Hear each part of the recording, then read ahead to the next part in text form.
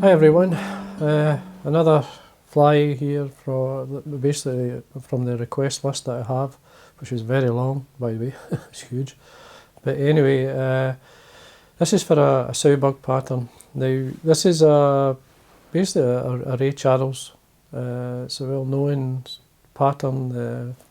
I think it's the bighorn that's it's best known for. And it's a simple fly.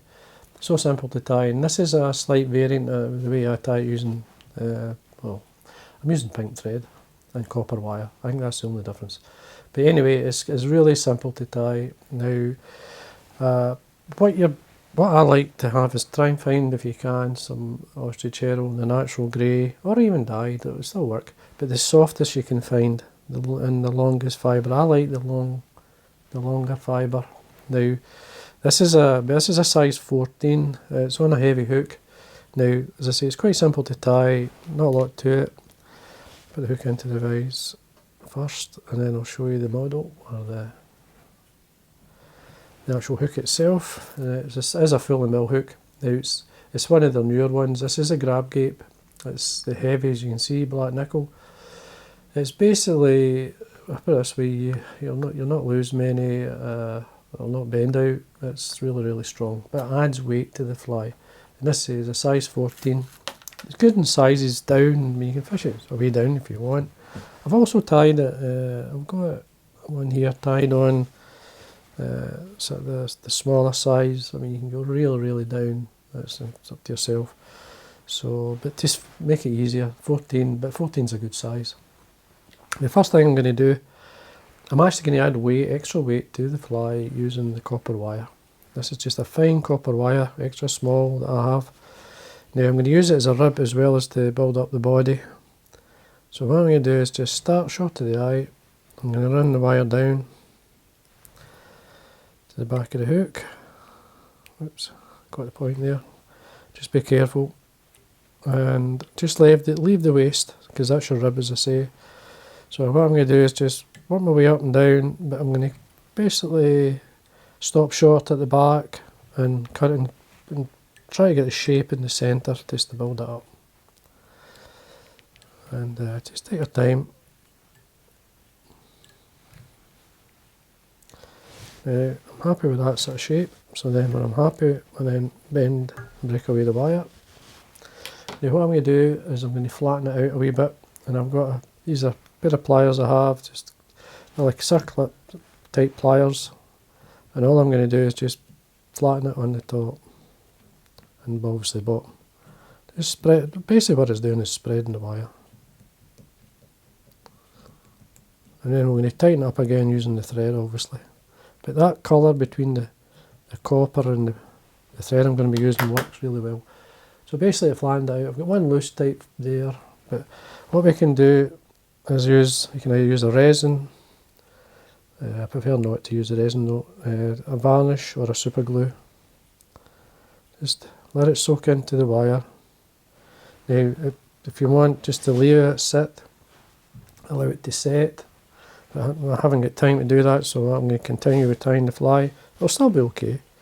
So what I've got here is which I think helps this fly. I'm using the Uni Pink 80. It just adds the colour that I like. You can use 2 or 3 other colours, but the pink is the one that works for me. And I'm just going to control the wind down. I don't mind if the copper comes through. It will come through, so don't worry. It will come through even more because of the varnish. And then you've got that nice pink copper-like colour, which works really well. Now, the back of the fly, I'm using a pearl. This is number 14, the Uni Mylar as they call it, number 14 pearl. I don't want it too wide, just want it along the back. So just lay it on the back, but you make sure it's right on the top. 2 or 3 turns so it doesn't move. Get your ostrich herring. Now these, as I say, this is a very soft and quite a long fibre on it. You only need one to catch it in at the base of the fibre, or basically where it came from, the stem of the feather, and then I'm just going to work my way up with thread quite wide Don't worry if you see it through like that. I'm okay with that. And then what I'm going to do is wind it towards myself and basically rib the body rather than touching turns with it. You want to open it out, just allow the fibre to open out. It's very soft, so if it's not going to do it, just go back and then encourage it all the way up to the eye of the hook. Come through it 2 or 3 turns, just a turn over it and a turn onto the hook to lock it in. Just be delicate, just nice and easy with it. As you can see, it's quite rough. So what I'm going to do here is I'm going to encourage these fibres straight out from the shank, because winding it towards yourself and then bring the rib up the normal way you wind your thread, it doesn't catch just as much. Now bring your pedal over. Now the thread's right at the eye, so I'll catch it in with a turn and then fold it back. Just be careful of these fibres. Just if they do get caught, just draw them back. Just take your time. 3 or 4 turns in, so obviously it's folded back and then trim away.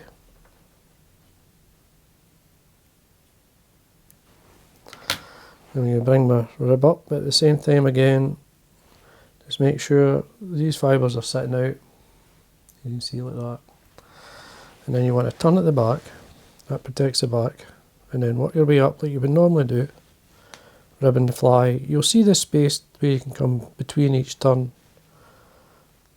Basically you're counter ribbing the harrow, the ostrich, and working your way up. Just taking your time. Get to the top, just the tip of your finger, just don't press it too much.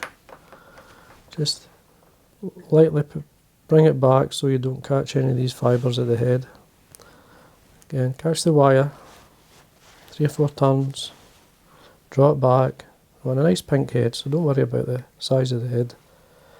Just fold it back, bend and break away the wire. What I'm trying to do here is just keep my fingers away from the dressing so that I'm not pressing it down or doing anything to it until I've actually finished the fly. Wet finish.